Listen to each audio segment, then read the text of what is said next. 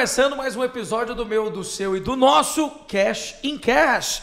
Pedro Paulo Coimbra, meu amigo, esse programa que já deu alegria, já contou histórias felizes de superação, hoje recebe um grande nome de Goiânia, né? Esse rapaz que vai contar pra gente como ele chegou a ser aí proprietário de um aeroporto, é sócio do aeroporto, tem incorporadora e uma imobiliária. Só falta ele ter todos os imóveis da capital agora. Vamos focar sobre um assunto, né, que o goiano gosta muito, né, que é a questão dos imóveis, né? É verdade. O imóvel vai subir, vai cair de preço, entendeu? Pro goiano, principalmente, a frase é válida, né? Minha casa, minha vida, né? Isso. Ele leva o imóvel como realmente investimento de vida.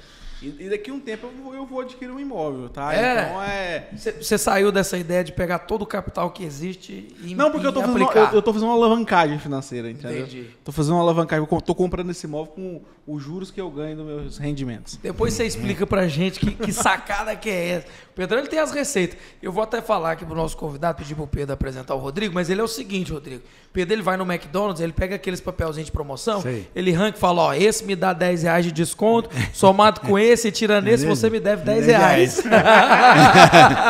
Esse é o nosso E o Pedrão. sanduíche é uma delícia. É desse jeito. Ó, você viu a camisa do Brasil lá, né, com o Hugo, né? Rapaz, o cara chegando pra vender pro Hugo, colega nosso aqui da gestora, o cara chegando lá querendo comprar uma camisa do Brasil, daquelas Original. marretadas, Sei. entendeu? Marretada Aquelas é marretadas. Aquela morte. 150 conto.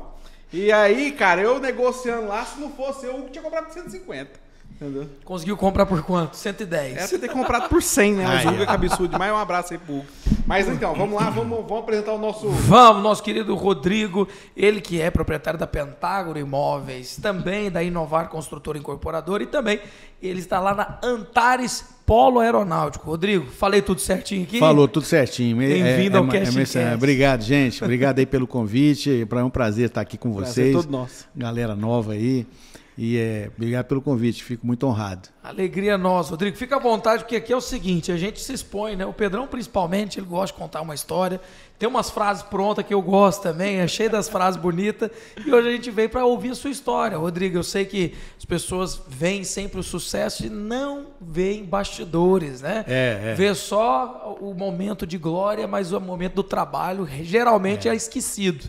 E a gente tem certeza que a sua história é de altos e baixos e momentos também de muito plantio, né? Sim, com Colher o que certeza. você colhe hoje não é para qualquer um. Hoje você está nessas três frentes e como é que é para você ter diversificado? Porque eu vi aqui que tanto imóveis como construção estão associados, mas aí de repente você vira sócio de um polo aeronáutico. Como é que funciona isso? A história começou nos anos 80, quando nós éramos corretores da Encol, antiga Encol, né? A Encol fez escola aí pelo Brasil, uma das maiores incorporadoras da América Latina. Olha só. Então nós éramos corretores lá. Na verdade, meu sócio, meu irmão, ele entrou na Encol e vendia imóvel, um momento bom demais. E falou, o negócio aqui é bom, vem vender imóvel com a gente também, né? Aí eu entrei também, ele me arrumou um espaço na Encol, era difícil, não é fácil. E nós começamos a trabalhar lá, de corretor, de imóveis, né? E vendendo imóveis e tal. E surgiu, então, depois de alguns anos trabalhando na Encol, o mercado era muito fechado, quem vendia Encol, apenas os corretores da Encol vendiam Encol, enfim. E era a maior incorporadora. Isso na época da hiperinflação. Isso na época da hiperinflação, né? Não, já tinha uma inflação, mas não era hiperinflação, né? Era que ano? Isso foi em 88, 88. E foi na época da ministra do Collor, que ela pegou e sequestrou a grana de todo brasileiro. Quem que não sabe uma história dessa, né? Muito difícil. Rapaz, De um Deus dia para a do noite você só céu. tinha, acho que era 100 mil alguma coisa no banco. Mas dizem que a poupança é segura. E foi tudo para poupança. Pois é. Aí você fala, pô, como é que eu vou vender imóvel? Todo mundo agora tem 100, né? Nossa. Eu falei, meu Deus do céu. Mas o brasileiro é muito inventivo. Não, uma pergunta boa. Como é que vai vender imóvel sendo que a poupança das pessoas foram confiscadas? Isso. Mas o governo abriu uma situação que era o seguinte, você tinha 1 milhão, vamos ver. Agora é difícil lembrar os números, né? A moeda e tudo mais, eram várias. Então você tinha 1 milhão, aí de repente só tem 100, né? Mas os seus 900 estão lá. Em algum lugar. Algum lugar. Você só não pode mexer, né? Mas você pode pagar impostos com ele. Você pode negociar. Olha, se a Encol tinha algum imposto para pagar, você podia comprar o seu imóvel com essa moeda que estava presa, né? E com isso você fazia negócio. Peraí, você podia comprar imóvel com o dinheiro que estava preso? Sim, tá. você podia comprar. O governo liberou isso daí. Liberou, mas da seguinte maneira. A Encol precisava pagar um imposto. Aí eu tinha um dinheiro preso. Aí eu falei, olha, eu quero comprar esse imóvel, vou pagar com esse dinheiro que está preso. Tá? Que eu não vou mexer com ele. Deixa eu ver se eu entendi bem. A Encol devia um valor... Como qualquer empresa tem... Mensalmente paga os seus impostos. Aí eu quero comprar um imóvel que é da Encol. Isso. Aí eu vou lá e passo o dinheiro para a Encol, pega... E a Encol vai e paga o governo. E o caixa dela fica onde? Bom, eu tô lembrando bem as regras como é que era, porque isso foi lá em 89, eu acho, na época do Collor. É uma história que faz tempo. O Brasil não é para amadores, cara. Então, assim, o Brasil era complicado. No dia que saiu a coisa, nós ficamos lá assim, né? O que vai fazer? Como é que vai vender imóvel? Não vai vender imóvel? Não tem grana. O mercado ficou... Tá dando nó na minha cabeça aqui, Rodrigo. Mas é para dar nó mesmo, o negócio não era brincadeira, não.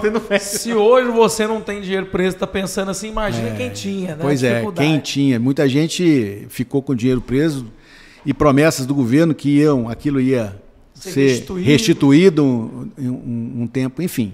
Aquela loucura de sempre. Bom, enfim, acabou isso aí, né? O Brasil foi se organizando e nós saímos da Encol, montamos uma empresa, né? E sempre o meu irmão na frente, né? Ele, vou sair da empresa, vou montar uma empresa e você aguenta mais um pouco aqui que vai sair nós dois, ele e o sócio, que hoje também é nosso sócio, né? E montou a Pentágono Imóveis, uma imobiliária para trabalhar algumas incorporadoras que não eram a Encol, eram incorporadoras do mercado e também o mercado de revenda. Era uma imobiliária pequena, não tinha uma carteira de imóveis nem nada, enfim, a gente falou, vamos encarar essa, vamos montar aqui, vamos começaram a construir do zero. Aí logo eu saí da Encol e falei, eu vou entrar aqui, ele arrumou um espaço para mim, a gente foi tocando. E sempre, né, com algumas incorporadoras, né, de peso de Goiânia, que existiam na época, a MB Engenharia, né, a ENEC, né, são empresas, né, que tem nome, tem qualidade, e a gente trabalhou para essas empresas. A FGR, na época, ela lançou o Viena. Né? A FGR está fazendo muito trabalho lá no sul, né, lá em Balneário. Né? E nessa época ela lançou o Viena, foi o primeiro. Aí, bom, era cheio de... Você tinha que matar um leão por dia. Como é que você vai pegar o alto padrão de Goiânia e levar para morar em Aparecida há 30 anos atrás, 25 anos atrás? Meu Deus. Aí, como é que faz? Não, você mora aqui no Marista e você vai olhar para ser Aparecida. Aí, né, tinha esse paradigma aí, né? Porque, na verdade, os costumes eles vão sendo gerados, né? É legal que a pandemia também fez isso. Tinha gente que achava que o céu era morar num apartamento de frente para um lago, como Vaca Brava. De repente, a pandemia pega essas pessoas e todo mundo quer ir para o condomínio. Quer ir para o condomínio, para te dar mais liberdade. Morar numa casa é totalmente diferente. Então, assim, morar em casa em Goiânia já não era mais uma opção. Por causa da segurança. Eu não gosto de morar em casa em Goiânia, eu prefiro morar em apartamento, porque a gente tem fazenda, né? Então, a hora que a gente quer ter liberdade, pega o carro e vai para Canjudo. Aí é outra coisa. Né? Aí é muito melhor. Não, aí é muito melhor, né? Aí não é uma área de churrasqueira, não, é um quintalzão. Aí o apartamento vira só um momento porque pequeno. Assim, você não quer ter...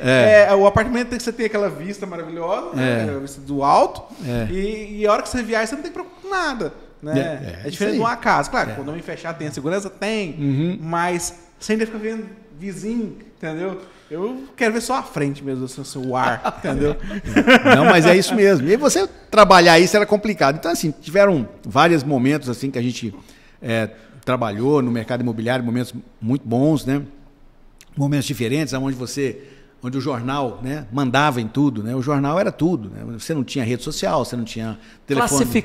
Classificados popular, detonava, bombava. Se alguém queria vender, a galera de hoje não sabe Não sabe o que? Os meninos de 15, 20 anos, sabe o que? Mas antigamente, se a pessoa queria vender alguma coisa, ia lá nos classificados. Lá no classificado. De uma bicicleta a um apartamento, você colocava nos E populares. tinha até coisas mais questionáveis. Aí, Tinha de tudo, tinha de tudo. Pedrão gostava era dessa parte, né? Você sabe que eu lembro de uma vez, eu fiquei chocado, né? Porque hoje em dia que a molecada usa o OLX, existiu uma época bomnegócio.com, mas não tem mais, Mercado Livre, esses lugares. Na época eu lembro que uma mãe de um dos amigos nossos precisava de uma funcionária do lar, anunciou, procura-se, né, secretária do lar, e aí colocou as condições lá, não fumante e algumas coisas. Mas eu estava na casa dele nesse dia, era um sábado, o telefone não parava de tocar. O dia inteirinho, eu falei, rapaz, mas isso aqui é uma potência de divulgação.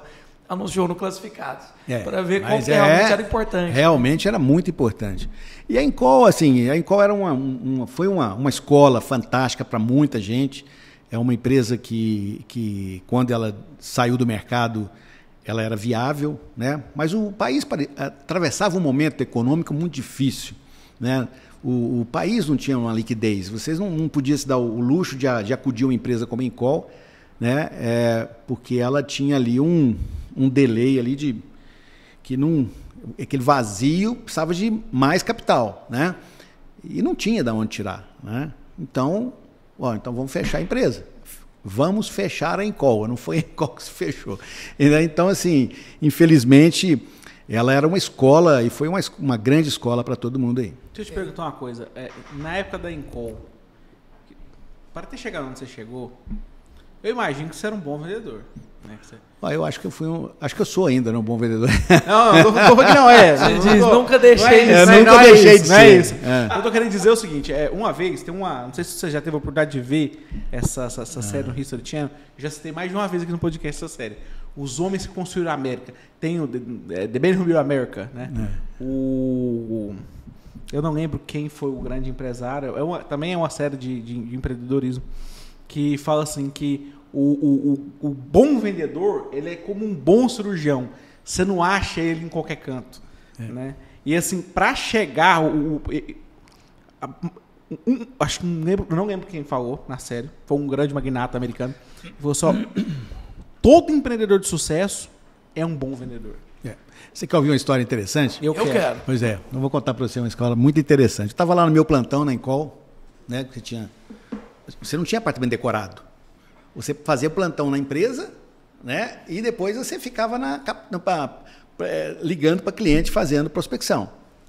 Eu estava lá na minha mesa, aí entrou no salão um senhor, sentou na minha frente, do lado tinha um rapaz jovem, parece que eles eram parentes, e falou assim, olha, eu quero comprar, acho que eram 4 ou 5 Diamond Tower.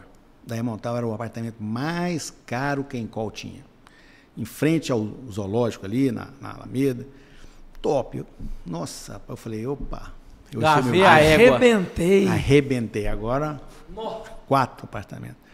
Eu falei, não, ok. Na hora o corretor já faz a continha básica da comissão. O cara já começa a suar ali. Mas isso eu não faço, não. Faço conta de comissão, nunca fiz. Aí ele falou, quero comprar 4. Eu falei, ok. Qual o nome do senhor? Ele falou assim, Elon. Eu anotei. Soares. Meu amigo. Conheci. Hoje. Aí ele falou assim... Amigo do meu avô. Amigo do seu avô? Amigo do meu avô. Grande pessoa. Eu sou amigo da família toda lá. E são pessoas maravilhosas. E aí o senhor Elon falou assim... Ele não era muito conversa, não. Ele falou que era... Elon. Ele falou assim... E como é que o senhor quer fazer? Ele falou assim... Eu quero trocar tudo por cimento. O quê? O senhor quer trocar por cimento? Mas é muito cimento.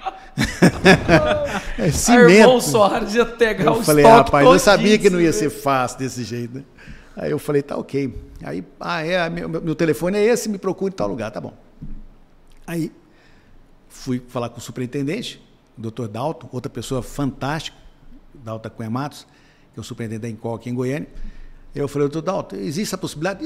Existe sim, porque cimento é o nosso dinheiro. O cimento todo dia, eu falei, graças a Deus, então vamos. Vamos lá. Então, vai ter que levantar o prédio mesmo, né? Eu falei assim, agora eu vou atrás do nosso amigo Elon e organizar, e vou juntar essas 2 peças aqui para a gente vender esses 4 ou 5 apartamentos de altíssimo padrão. Ok. E cadê que eu achava o seu Elon? Nada. Sumiu. Aí O Dalton entrou um dia lá e falou, Rodrigo, cadê o Elon?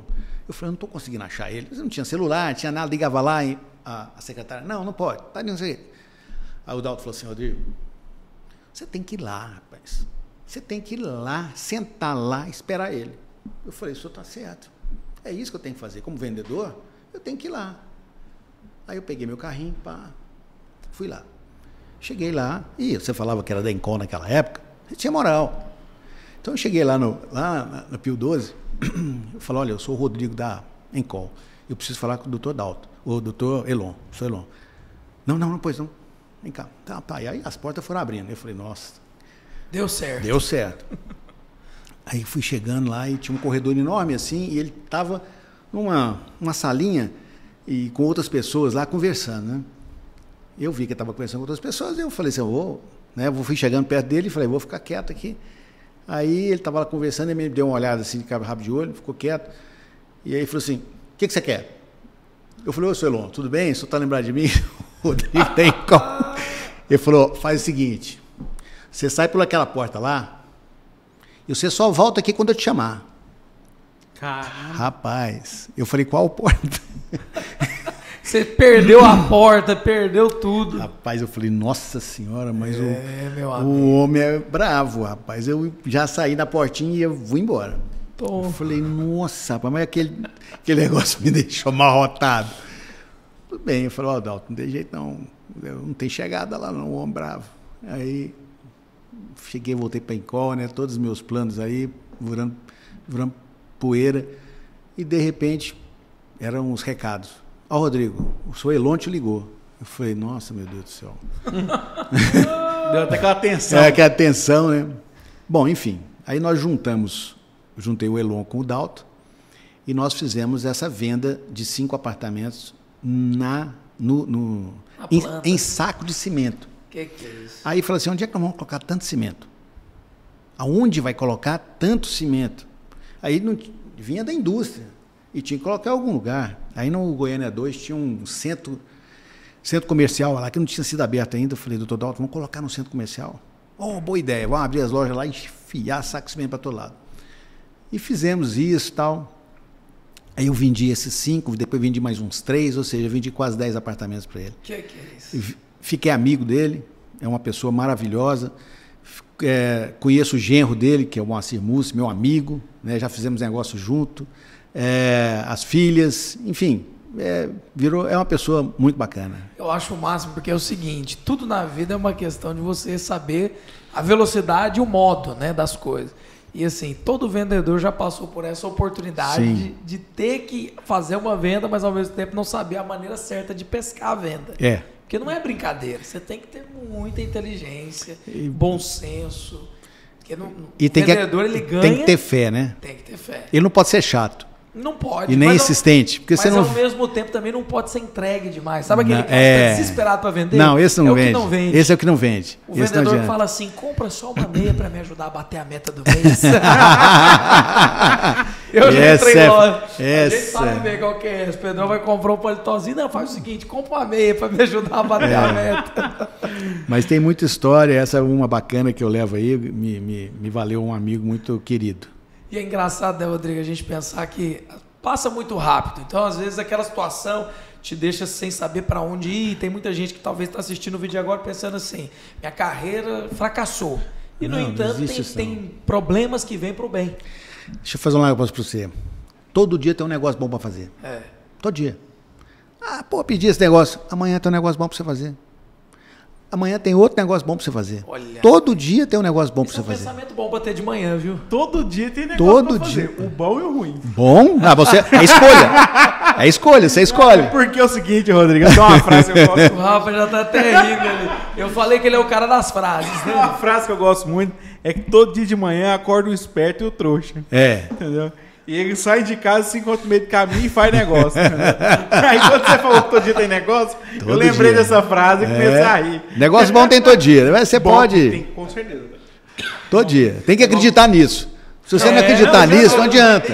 Né? Mas tem mesmo, tem os dois negócios, tem o bom e o ruim. Porque a coisa melhor que tem é você vender, né? Vender é bom. Não, é bom. Vender é bacana. Agora fala a verdade, que dia que se você não acreditasse, porque as pessoas pensam assim, não, de novo esse papo de que tem que acreditar. Que dia que se você não tivesse acreditado, você tinha aberto a sua própria imobiliária, depois uma incorporadora, por último associado a um aeroporto. Imagina só, tem que ter uma fé que o negócio vai romper. Mas depois que a gente abriu imobiliária, vamos construir casa. E começamos a construir casa dentro dos condomínios. A gente fez uma casa uma vez, nós construímos uma casa. Mas você já tinha alguma experiência com construção? Não, eu tinha porque de tanto entrar em construção e sair, você sabia como é que era mais ou menos. Mas vamos construir uma casa? Até então você tinha experiência com venda de imóvel. Mas você definir um projeto, você ler um projeto, eu já sabia, todo mundo já sabia, você entendeu? Hoje o corretor ele sabe ler um projeto, ele tem que entender de mercado, qual é um bom projeto, qual é uma boa localização, qual é um projeto bom que vende, para quem que é. Então isso aí você já sabe. Entendi. Aí você fala, não, eu preciso construir uma casa, que não é uma coisa difícil, casa é relativamente muito fácil a coisa de fazer. Você tem que ter um responsável técnico, né? Um RT da obra. Então você contrata um arquiteto, ele faz seu projeto, você faz os projetos complementares, organiza a coisa e mão na massa. Mas agora vamos lá, receita do sucesso. Organiza a coisa, acabou de dizer. Organiza. Porque vamos lá, arquiteto, RT, você pode colocar todo mundo talentoso, se não tiver o maestro ali tocando... Não vai. Sai do lugar. Porque aí não te dá lucro. Porque aí a casa fica tão cara que você fala assim, não adiantou. Então você está lá, você tem que acompanhar. E o negócio nosso começou a fazer casa. Aí nós fizemos uma casa e nós imobiliamos a casa. Foi uma coisa assim inédita. Vamos vender ela com sofá e tudo. Colocamos tudo lá dentro, tudo. A pessoa chegava, a casa estava montada, né? Aí nós fizemos um trabalho de apresentação e tal, bem bacana. E vendemos essa casa e com esse lucro a gente construiu mais 2 casas e depois construímos casa para você que tem um lote lá nos condomínios e a coisa foi crescendo. E numa venda dessas casas surgiu um lote lá no Parque Amazônia. Parque Amazônia, isso há 20 anos. Isso. Parque Amazônia há 20 Crescendo, anos. né? Você tinha que andar com um pedaço de pau lá por causa de onça. Mas era... Não é por acaso que ela chamava Parque Amazônia. Amazônia. Aí você... então falou, surgiu uma área lá bacana. Aí, meu irmão, ele é um empreendedor, chefe. Ele falou assim, vamos fazer um prédio aqui? Eu falei, você faz, eu vendo. Cada um vai na sua expertise. Vendo, né? Então, eu falei, vamos fazer um prédio aqui. E, da mesma forma que nós fizemos uma casa, nós fizemos o prédio, ou seja, arranjamos um responsável técnico, um RT de obra, fizemos projeto e tal. Isso aqui nós acreditamos. Foi tudo capital próprio até aí? Só capital próprio. Não tinha financiamento, nenhum, zero. E aí você diminui o risco. O mercado não tinha esse produto que tem hoje, que é o financiamento de produção. Você vai num banco, eu quero um financiamento de produção de obra. Você tem um juro menor, não existia isso. Né? O mercado estava saindo de um problema difícil. Inflacionário, bancos todos se organizando, enfim. Banco quebrando, e um rolo danado. E aí não tinha financiamento. Os financiamentos todos dando problema, que a Caixa tinha financiado muita coisa, então houve um descompasso entre a prestação que você pagava e o saldo devedor. Então o saldo devedor ia lá para a estratosfera e a prestação ia lá para baixo, o banco não queria jogar o dinheiro nisso aí. Então financiamento não tinha. Então você queria empreender, você tinha que enfiar a mão no bolso. Né? E ir para o mercado e captar dinheiro do mercado com venda. Rapaz. Era na unha. Era osso. Era na unha. Na unha. Você agarrava lá e... Fora que é o seguinte, hoje em dia já existe esse conceito muito fácil. Eu não sou engenheiro, mas eu tenho a minha equipe e eu faço com uma incorporadora. Nessa época, isso era raridade. Só o engenheiro que ainda fazia, sem incorporadora, inclusive. Não tinha essa de abrir a construtora. Hoje em dia tem até legislação que só pega crédito no mercado quando tiver construtora. Eu vou falar um negócio aí. O Brasil, pelo menos em linha de crédito, evoluiu bastante. Demais. Nossa. Essa época não tinha crédito. Muito arcaico. Nada. Se você impressionante peitar? Quantos prédios que foram sem nenhum financiamento? Foram 6. Você tá louco. Aí você chega de manhã, Pedrão, o mestre de obras vai falar assim, doutor, a brita não deu não. Ela falou, como assim a brita não deu? A gente comprou 2 caminhões a mais. Pois é, doutor, a brita não deu. Aí o camarada olha a conta do banco e agora... Porque não é fácil. E outra coisa... empreender sem nem nada de banco, entendeu? É zero de banco. Você tinha um capital, você tinha a área, você tinha um projeto, né? Você pagou o projeto, pagou os projetos complementares, se organizou, tal, e falou, ó, vamos começar. Então, eram 2 torres. Então, eu vou focar nessa torre. Nossa, esse foi o nosso negócio. Você sabe qual que é a outra? Se der errado, uma vai ficar pronta, a outra a gente se vira depois. Não. Era para fazer as obras. Vamos focar nessa torre e essa outra eu vou entregar com 1 ano depois. Legal.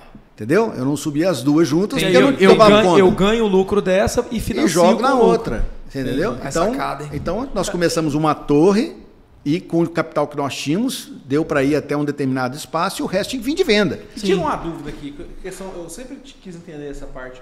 E é bom conversar com o dono da construtora para ele saber que funciona essa parte. Porque normalmente os contratos de venda de imóvel, eu falo os financiamentos bancários, são contratos longos, né? E no Brasil sempre se praticou uma taxa de juros alta. Como é que o mercado imobiliário consegue, digamos assim, se tornar lucrativo, mesmo com esse descompasso de fluxo de caixa? Porque o custo é hoje, mas a minha receita estende ao longo dos anos. Como é que essa conta fecha? Olha, essa é a receita de bolo. Você tem que ter ela e você não pode deixar a receita desandar. Né? Você tem que ter um planejamento inicial, né? E ir até uma instituição financeira e pleitear o seu financiamento. Não é simples assim. A instituição vai chegar e falar assim, quantos por cento você tem vendido desse prédio? É de 50 para cima, 40, 45, 50, menos 60. Que isso, esquece. Esquece. Então você tem que vender antes. Para você vender antes, você tem que fazer todo o trabalho de venda, de lançamento, parará, ou seja, você vai uma grana boa ali. Aí você vendeu, você tem que iniciar a obra, que muito banco fala assim, ó, você tem 50% vendido, você tem quantos por cento de obra? Ah, você tem 10%, 15% de obra? Legal, deixa eu olhar, deixa eu ver sua vida também. Né? Vamos ver se você deve. Se você tem condição de eu jogar a grana na sua mão. Beleza, feito isso, né, assim, parece que é fácil, né, mas não é, mas você tem que ter nome no mercado, né? Você sabe que os bancos se conversam entre eles, sim, né? Então, aceitou, beleza, pega a grana, coloca ela na sua mão. Não é uma grana pequena e também não é de uma vez. Antigamente era assim, pegava a grana e jogava na mão da incorporadora. Bah!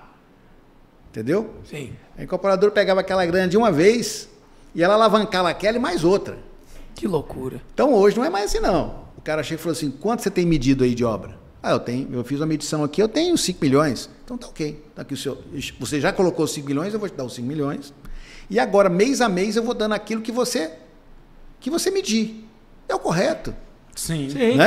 Claro. E aí você tem um teto de atingir tanto. Se você pediu 30, então vou te dar 4 agora. Aí, quando atingir 30, pelo nosso plano, o projeto tem que estar pronto. Mas é impressionante como que o risco ele é empurrado todo para cima do empresário. Todo. Porque assim, o banco tem o capital, mas não corre nada de risco. É zero. Impressionante, é zero.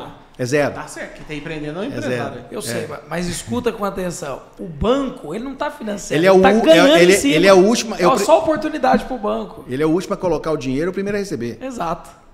Eu estou falando assim, ok que a vida é essa mesmo, quem tem o dinheiro é quem manda. Mas assim, o Brasil não é para amadores não, cara. Empreender nesse país é loucura. E o pessoal acha que incorporador, você é incorporadora, você é consultora. Quanto tempo você tem para pagar o banco? O desencaixe vai ser de acordo com a obra. Depois que a obra atingiu o seu final, ficou pronto, o habite-se e tudo mais, você tem mais 6 meses. Mais 6 meses. Aí, esses 6 meses, ele tem um juro. Se você não der conta de fazer o desligamento total com esse prazo, 6, depende da instituição. Mas esse juro é mais baixo do que o juro que quem compra o apartamento paga, certo? Esse do financiamento de produção? Financiamento de produção. Sim, ele é um pouco mais baixo. E aí, se você, olha, não consegui vender tudo, desligar tudo, aquele que eu vendi, ainda corre essa, né? Você vende a unidade e chega na hora e fala, tá pronto. Você fala assim, não posso mais, não quero não, me dá meu dinheiro aí. Então você corre esse problema também. Então, de repente, a hora que você chega para desligar, o cliente vai embora. Então você fica com aquela unidade e você tem que vender ela novamente e de repente você não tem prazo hábil para isso. Então é o seguinte, incorporador que quer ficar no mercado, ele tem que ter caixa. Ele tem que ter caixa. Senão não tem giro e aí você morre na praia. Você tem que ter aonde falar, ó, se tudo der errado e eu ainda tiver que pagar 10, 5 aqui desse financiamento, eu então vou enfiar a mão no bolso, pago vou pagar, não entrar no juro. E agora eu vou vender minhas unidades calmamente. Então isso você tem que ter o quê? Saúde financeira. Né? Então ou seja, você tem que fazer o seu beabá bem feito. E você não vende tudo de uma vez. Quando você vende tudo de uma vez é maravilhoso, mas nunca vende. Né? A vida não é tão simples quanto parece. E aí você faz uma incorporação, aí você entra em outra incorporação, e você vai entrando nas incorporações de acordo com a sua coragem e com o seu, com a sua saúde financeira que te permite. Sim. Né?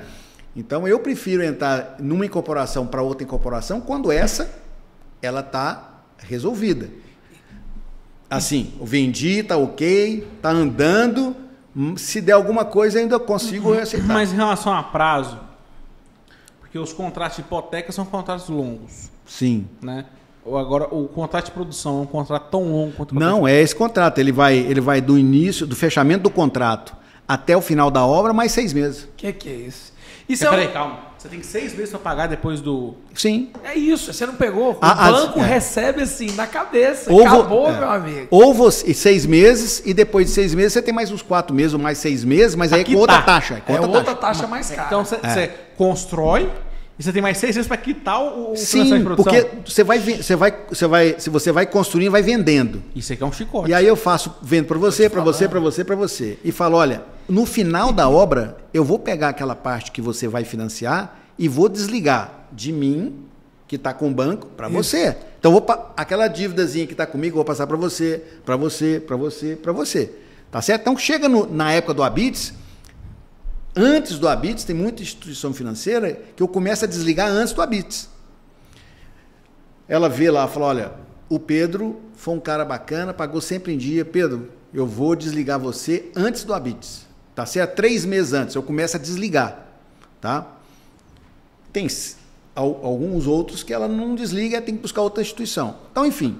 Aí você chega nisso aí, você desligou, pagou, aí vai cair nesses créditos no banco e o seu saldo devedor vai baixando. Até zerar. Não zerou daqui 6 meses, falou, ó, tudo bem, vou te dar mais um prazo de 6, vamos supor, 4, eu não sei bem, tá? Mas aquele juro não é mais aquele, não. Eu vou dar uma aumentadinha, viu? E só para ficar ainda mais fácil de entender, né? Mas você diz que você tendo capital próprio, você quita para não pagar essa taxa maior. Sim. É o cara que bate o olho ali no ponteiro, você vai de avião daqui até, né, o outro lado do país, você vê se tem combustível suficiente. Sim. Tem o caixa, eu vou. Esse financiamento de produção, ele é um financiamento incentivado pelo governo ou é da própria iniciativa privada? Própria iniciativa privada. Cada banco tem a sua regra. Eu vou fazer o seguinte, Pedrão, porque de banco nós temos um especialista aqui, mas não foi 1, nem 2, nem 10. Foram quase 20 anos do outro lado do balcão. Quero chamar ele. Ele é especialista. Eu acho que, inclusive, você já deve ter pegado dinheiro emprestado com ele, se brincar. Queria chamar o Rafa, que é o nosso diretor aqui regional da Blumetrics. Rafa, senta aqui e dá um show pra gente nesse assunto, por favor. É isso aí. Que isso, assim você tá me deixando velho, né? Parece, É, Rafa, boa noite. Boa noite. Que bom. Essa é a primeira vez aqui do Rafa, aqui do podcast. Rafa, vai dar certo, vai dar certo. Vai dar certo, vai dar certo. Você sabe o que eu tô pensando, o Rogério? Rodrigo. Foi agora o Covid, né? Foi agora o Covid que...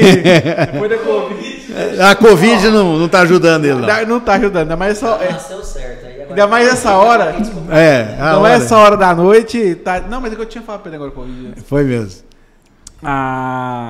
É porque, assim, existe uma ferramenta dentro do mercado imobiliário, que é o CRI, né? Que, às vezes, muitas construtoras fazem isso, né?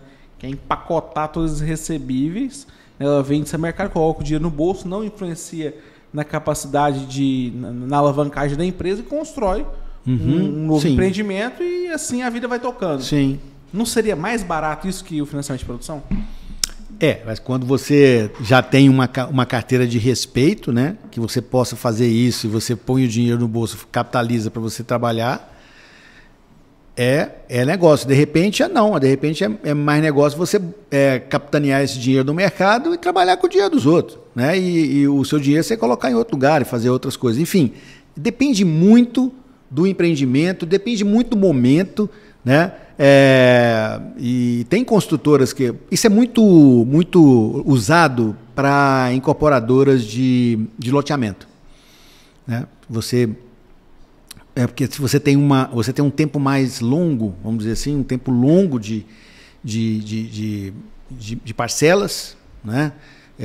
Hoje você trabalha com o mercado de incorporação vertical com um prazo de 48 meses, e depois desses 48 meses você vai desligar. E quando você passa para loteamento, né? Você trabalha aí com 100, 150, 200, 250 meses. Então imagina, 3.000 lotes a 250 meses. É uma muita carteira coisa. de recebeu para administrar depois com... A vida toda. É a vida toda, porque ali você tem inadimplência, você tem... tem tudo. Tem tudo, né? Ou seja, você morreu. lançou isso e o seu neto vai continuar, né? Então, muitas incorporadoras, elas então fazem isso que você está dizendo. Elas pegam a carteira, buscam o dinheiro com o banco, com o mercado de capital. É uma carteira sadia? Todo banco quer. Não importa se é 250 meses. A instituição bancária está aí para se eternizar. Depende do risco-retorno. Depende do risco-retorno. E aí isso quanto mais parcelas, isso é mais usado. Mas na verticalização não é tão usado. Rodrigo, a gente falou bastante aqui, os meninos anteriormente conversando sobre a parte do empreendedorismo imobiliário, né? Sim. O desenvolvimento, corporação, construtora. Mas eu acho legal você falar um pouquinho para a gente e para quem está nos assistindo a questão sobre como é que você foi parar no mundo dos aeroportos, né? Como é que você conseguiu chegar, sair da corretagem imobiliária, partir para a construção, incorporar e agora desenvolvendo um novo desafio aí na sua vida de empreendedorismo, né? Sobre essa questão especificamente da atividade agora que você está desenvolvendo, contar um pouquinho para a gente sobre como é que você foi parar na administração e construção dos aeroportos, um dos aeroportos que vai vir a existir aqui em Goiânia, né? Isso aí, é bacana. O Antares Polo Aeronáutico é um projeto de 12 anos. E só para a aprovação do projeto foram 10. Nossa! Né? Então, foi realmente assim um não trabalho... É o Brasil, né? Não o Brasil tem um custo elevado, né? Não é para iniciantes. Não. Né? 2 décadas só para burocracia. Só para burocracia. Nossa. E você cumprir todo o rito, né, burocrático que te exigem, né? Fora as leis que mudam durante esse prazo, né? A regra que muda no meio do jogo. Mudou no meio do jogo, já. Várias situações mudaram para nós. Então a gente... Bom, enfim, você tem que se adequar a isso aí, você tem que ter jogo de cintura, enfim. E já existia uma turma trabalhando nesse aeroporto, num tempo. Nós fizemos um lançamento, que é o All Park, que é um condomínio de galpões, em Aparecida, e junto com os terreneiros. E uma parte desse aeroporto é dessa família, né? E aí foi onde a gente chegou, né? Então a gente estava desse lado e tinha outra parte do aeroporto. Olha, vamos juntar então força, né? Tropical Imóveis, o Paulinho, grande amigo, né? E olha, vamos juntar força nesse aeroporto? Vamos. Então a gente daí começou a nossa participação e dando continuidade no que eles já tinham, vamos dizer assim, sonhado em relação ao aeroporto. A área estava desenhada, mas não existia ainda a comercialização da área. Nós então fomos trabalhar isso com o terreneiro, depois toda a parte fundiária nós fomos negociar e ver quais são os problemas que tinham de legalização, porque você tem que olhar todo esse processo 200%. Se desenvolveu nesses primeiros 10 anos. Desses 10 anos, ou seja, a parte fundiária nós levamos quase 3 anos para resolver toda a parte fundiária do aeroporto, são 2.096.000 metros quadrados, são 209 hectares dentro de Aparecida de Goiânia. Então assim, e você vai fazer um empreendimento desse porte, você não pode se dar o luxo de não olhar de lupa toda a parte legal, ok? Não pode dar um problema no meio do caminho. Não pode dar um problema. As obras então, começaram, né? nós fomos a fundo. Então, foi assim, uma coisa bem minuciosa mesmo, transparente, enfim, fizemos todo o dever de casa, tudo que você imaginar nós fizemos lá pelo aeroporto. E aí, em 2020, né, apesar de todos os problemas de pandemia e tudo mais, falou, gente, até o pessoal falava assim, esse aeroporto não existe não. Esse pessoal fala que existe esse aeroporto, é Aparecida, mas esse aeroporto não existe. E aí, o que a gente podia fazer? Nada, porque nós estávamos cumprindo todos os ritos, né? Nós não estávamos fazendo um aeroporto, uma pista numa área rural, né? Se fosse isso, era fácil, mas nós estávamos fazendo um aeroporto, nós fechamos uma área, né? Uma área aeroportuária, criamos uma lei específica dentro do condomínio, né? Enfim, posso falar aqui horas sobre o aeroporto, mas... depois disso tudo organizado, né, a gente então embrulhamos isso e veio pandemia, veio isso, e o pessoal, não tem aeroporto não, tal. E em 2020 nós apresentamos o aeroporto através de uma live. Essa live, nós contratamos como é que ele chama, gente, da CNN, William Vac e o Fernando de Bortoli, que tem também um canal no YouTube, só mexe com aviação. O William Vac é piloto. E nós chamamos o presidente da BAG, né? E juntamos essa turma bacana aí para explicar o que é o polo aeronáutico, né? E quais eram as dores dessa parte da aviação no Brasil. Porque o nosso aeroporto é um aeroporto da aviação geral. Não é um aeroporto da aviação comercial. Diferente do que já existe em Goiânia hoje, que é o aeroporto de Santa Genoveva. Ele é da aviação comercial. Explica para a pessoa que tá ouvindo a gente agora, qual que é a diferença do aeroporto geral para comercial? O aeroporto comercial é aquele... Nos Estados Unidos e na Europa, esse é bem diferenciado. Você chega em Miami, chega no aeroporto da aviação comercial. Então chega voo de todo lugar do mundo naquele aeroporto. Aviões grandes, aviões com capacidade de passageiros bem diferenciadas, você tem uma estrutura aeroportuária muito forte, você tem um terminal muito grande, né? E você é capaz de receber muitos voos. Então essa é a aviação comercial. Essa aviação que o passageiro está acostumado a frequentar, né? Isso aí, azul. É isso aí. Agora existe uma outra aviação que é tão importante quanto, mas que no Brasil funcionava no mesmo aeroporto. Aviação comercial e aviação geral funcionavam no mesmo aeroporto. Por quê? Porque todos os aeroportos eram administrados pelo governo federal. Então, o governo federal falou, olha, você é um executivo, você tem um jato executivo, você tem um avião executivo, você fica ali, onde tem aeroporto. Não, mas podia ter um aeroporto só para nós? É menos burocrático? Não tinha isso. E isso começou agora com as concessões que foram feitas esse ano e ano passado, praticamente com 85%, 90% dos aeroportos brasileiros. Que foram os leilões, do governo federal. E passou toda essa massa de aeroporto para empresas gerirem isso. Isso, com certeza, destravou a aviação no Brasil. Destravou. Então, vocês podem ter certeza que hoje o aeroporto Santa Genoveva é um aeroporto internacional, né? Você chega lá, você vê 7, 8 aeronaves no pátio. Isso está só no começo. Está só no começo que vai acontecer com a aviação. A aviação hoje no Brasil... Se eu não me engano, a CCR, né? Que a CCR é a administradora. E não é só desse, não. São vários aeroportos pelo Brasil. E, bom, enfim. E o nosso negócio qual que é? Aviação geral. Aviação executiva, aviação de manutenção de pequeno, médio e grande porte, aviação de UTI aérea, de táxi aéreo, de fábrica de aviões e tudo aquilo que diz respeito à aviação, mas que não precisa de um ataxo aí na sua frente, ou seja, um despachante aeronáutico. Se ele estiver dentro do aeroporto, né, não precisa estar aqui no setor Bueno, vai lá para o aeroporto.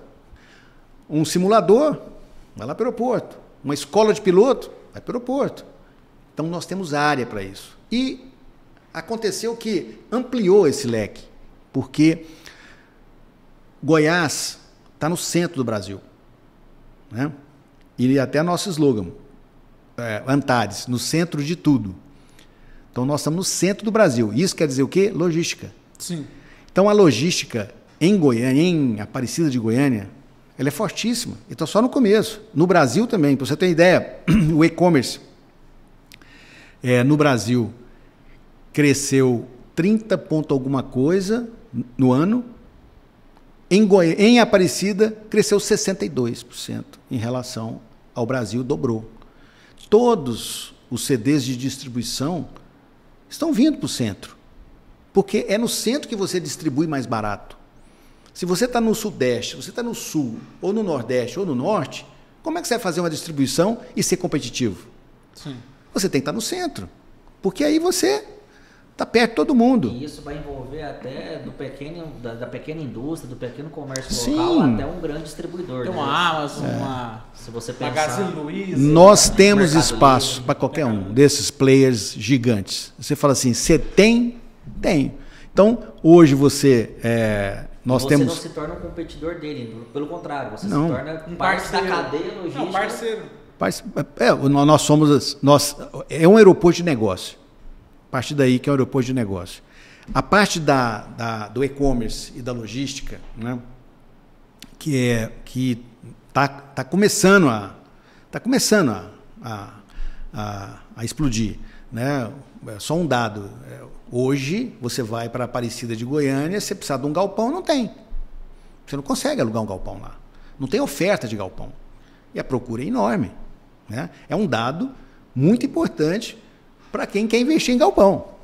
Excepcional. Você consegue locar um galpão, nós chamamos de Triple A, que é o galpão AAA, né? Melhor que tem. Pé direito, tem uma escala. Pé direito de 12, piso de 6 toneladas, você tem 3 docas, você tem porta de aço com Quanto mais bem com 4 metros. quanto mais bem ele for, melhor vai ser a qualidade. Se for dentro de um condomínio, então melhor ainda, né? Como o Allpark. E tudo isso, essa era a pergunta. E todas essas condições que você colocou, todas essas qualidades que você colocou, o Allpark hoje está preparado para receber. Sim. E hoje, vamos supor que alguém esteja interessado em participar desse condomínio ou se instalar nesse condomínio, em que, vamos colocar um estágio de 0 a 100, né? Em que estágio está esse aeroporto, esse condomínio, o que já se pode negociar, o que ainda está em construção, se você puder fazer um storytelling assim, de como é que ele está ele. O Allpark, nós já entregamos o condomínio. Ele está pronto, mas é um condomínio de áreas para construção de galpões. Então, você adquire a área e constrói seu galpão, ou você faz uma participação conosco. Nós temos a área, e ele associa com a gente, e a gente fica sócio no galpão. Hoje o empresário, o empreendedor que queira Pra ser fazer bem investimento rápido. com você, ele pode optar pelas duas opções. Pelas duas ou opções. ele adquire uma área e constrói algo ali que vai fazer Sim. parte daquele ecossistema, ou então ele pode associar a vocês que são os donos de tudo Sim. e poder desenvolver um projeto em comum. Nós somos donos de uma grande área que não foi comercializada. Até a estratégico nosso não foi comercializar a área. Fazer por etapas. Não, nós fizemos ele uma etapa só. O condomínio ele tem 660 mil metros quadrados. Nós fizemos de uma etapa só. Nós comercializamos no início 38%, 40% do empreendimento. E aí foi uma época difícil, porque nós começamos ele em 2014. Você sabe muito bem que 2015, 2016 no Brasil, você pode arriscar que não existiu. Né? Não existiu o Brasil. E foi justamente a época que nós entregamos a obra. Nós entregamos a obra. Uma das nossas maiores crises econômicas. Foi terrível. Então, o que nós fizemos? Não vamos entregar, para entregar barato, a gente não vai entregar, porque nós temos um custo aqui, né? E vamos segurar a área e vamos, né, e vamos ter nosso estoque, né? E nós então resolvemos não vender. E entregamos o condomínio na data prevista, graças a Deus. tudo que foi prometido e mais, né? E assim, muitas das empresas que nós vendemos não foram para lá ainda. É um projeto Então, de implantação. É porque você imagina o seguinte, você vê que o mercado no Brasil está muito ligado a isso. Se você está ali, vai viajar no seu avião particular, se você está um céu azul, você entra do avião e vai. Se está o céu bem escuro, você vira para o seu piloto e fala assim, e aí, comandante, a gente vai? O mercado é a mesma coisa. Se está azul, o empresário investe, ele aumenta, ele compra, ele vai para frente. Se ele não enxerga algo, ele fala assim, eu vou aguardar mais um momento. Rodrigo, se o Brasil fosse um céu, como é que o céu está hoje? Hoje o céu está assim. Se olhar para cima, ele está azul. Olhar para frente, ele está fechado. Né? É incerto, né? Então, infelizmente, é isso aí que nós temos pela frente. Mas a gente tem fé que tudo vai dar certo, né? Ou seja, como bom brasileiro, né? Tem 34 anos de mercado, a gente já passou por vários, né? Essa não vai ser a última? Essa não vai ser a última, não. Ô, Rodrigo, como é que você enxerga o mercado imobiliário aqui em Goiânia? O mercado imobiliário em Goiânia é um mercado muito competitivo, né? É um mercado para gente grande, né? Porque você é o mercado onde o metro quadrado é o mais barato de todas as capitais do Brasil. Ainda está? Ainda está, sempre foi. E você tem uma qualidade construtiva igual ou melhor que os grandes centros, como Rio, São Paulo, Belo Horizonte. E eu falo isso sem medo, né? A gente vê também. Vocês... Brota aí igual... Não, e a qualidade dos prédios. Não, eu tô falando assim, tá brotando em Goiânia, sim, igual... E prédios de altíssima qualidade. De altíssima qualidade, com tecnologia muito, e com muito alta. De 12 mil reais, né? E hoje você trabalha aí de 8 a 12, de 8 a 13. Olha para você ver. É muito baixo. É muito baixo. Né? Se você comparar isso aos grandes centros, você trabalha 40, 50, 60. Opa. Né? Tudo bem. Pode ser um bom trade, então, adquirir imóvel em Goiânia. É um bom negócio. Ou seja, houve um crescimento em Goiânia, um crescimento real de 12% no último ano. O preço subiu de 12% a 15%. Isso é muito bom. Porque esse negócio de você fazer o metro quadrado mais barato, você penaliza o incorporador, né? Porque você tem toda a responsabilidade nas costas do incorporador, né? E ele fica no fio da navalha, né? Imagina, não é nada confortável, vamos dizer assim. Então você tem que ter um pequeno lastro, né? Lógico que quando você fala assim, você quer chegar a vender imóvel que é 50 mil reais do metro quadrado, não. Se um dia valer, beleza, mas ótimo, hoje poderia ser 20%, 30% mais caro. Sem sombra de dúvida. Deixa eu te fazer uma pergunta, Rodrigo. O que é mais fácil? Construir em Goiânia ou no Rio de Janeiro? Financeiramente falando. No Rio de Janeiro é melhor, né? Se tiver uma área lá. Explica pro pessoal os motivos. Você me explicou mais cedo. Explica pro pessoal, em termos de custo, o que entra nessa conta. A diferença básica de você fazer uma obra aqui em Goiás e fazer aqui em Goiânia e fazer no Rio, né? Num local. Tirando a paisagem, né? Que nem se compara. Não vamos levar esse pessoal lá. Aí é outra coisa, né? Mas se você perfil Goiânia. Se você for fazer isso, que realmente o grande diferenciador é o custo da área, né? O custo da área realmente é outro, né? Tem uma diferença imensa. Isso aí, ela o preço do imóvel vai atingir ele diretamente, né? Mas fora isso, os insumos, mão de obra, existe uma diferença? Existe, mas ela não é tão gritante igual a área, né? Mas o preço da área é tão grande assim que vai impactar numa diferença tão grande? Não. Então por quê? Né? Aí eu falo para você, é cultural. Aqui, eu trabalhava em Goiânia, que o preço não saía de R$700 o metro quadrado, R$600 o metro quadrado, não saía disso. Imagina, R$600, R$700 o metro quadrado. Eu falei, nossa, vai encostar em 1.000 o metro quadrado aqui em Goiânia. Mas quando? Mas não vai, sabe? Não vai. Não tem ninguém que puxa, né? Então, e o mercado foi mudando. Então, hoje nós trabalhamos com 9, 10, 12, 14 mil reais o metro quadrado, porque não tem como fazer diferente. Bom, então você acha que os preços dos imóveis em Goiânia ainda estão comprimidos ainda? Estão comprimidos ainda e com certeza não tem... Quem estiver pensando em comprar imóvel para ganhar dinheiro, pode continuar com o plano. Pode, porque só essa mudança no plano diretor aí vai ter que subir aí facilmente aí uma porcentagem interessante, né? Eu acho que não tem como entregar. Eu acho que a gente não conversou, não falou sobre mais um aspecto que eu acredito que possa fazer preço nos imóveis urbanos de Goiânia, é justamente talvez o derramamento do resultado do agronegócio que foi gerado, né?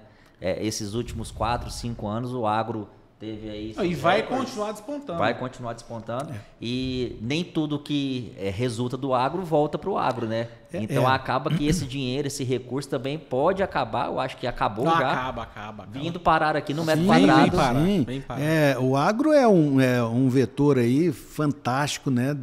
Do desenvolvimento do Brasil como um todo, né? Não é só em Goiás, né? Goiás, o Centro-Oeste, Mato Grosso, os grandes produtores...